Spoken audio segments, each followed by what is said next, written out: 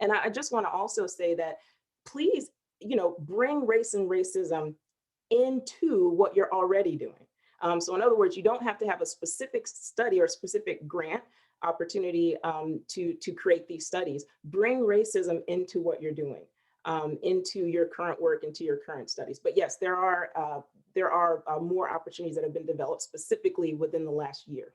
Inclusive language, as you can see, basically is what we learned in medical school.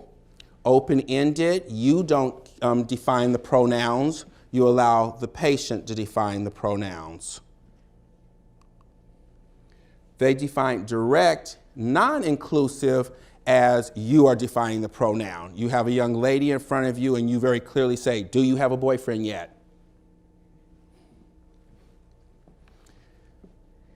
Indirect, non-inclusive, I think will be offensive, could potentially be offensive to everybody, no matter what if you're gay or straight. But to give you an example, the point here is, and I always tell my teens, if someone is going to have sex before marriage, they should always, always, always, and all of these are direct quotes from the study, use condoms and birth control.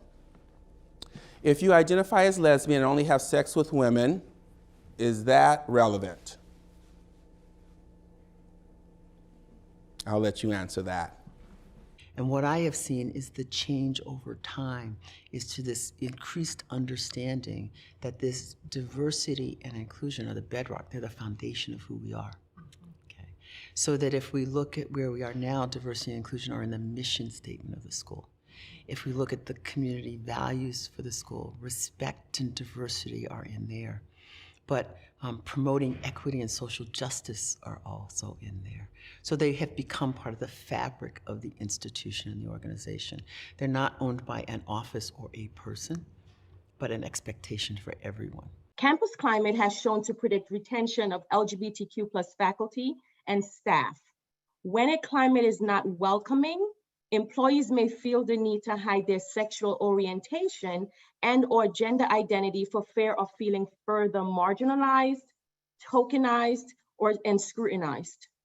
In contrast, when a climate is welcoming, the individual and employer benefits. How, you may ask? The individual is comfortable bringing their full authentic self to the workplace and thrives. Therefore, they are committed and contribute positively and meaningfully to the workplace. So of course, the employer benefits as well. There are currently opportunities on campus to be a part of a community that helps to provide support and networking.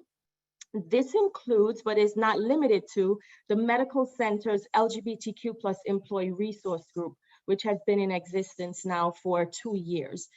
We founded about 10 employee resource groups at the medical center in fall of 2019.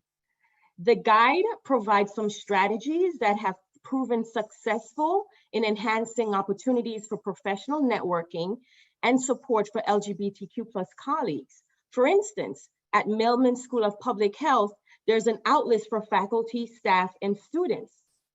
Dr. Ann Taylor's office, and you may be familiar with Dr. Ann Taylor, at the College of Physicians and Surgeons, manages a faculty outlet as well.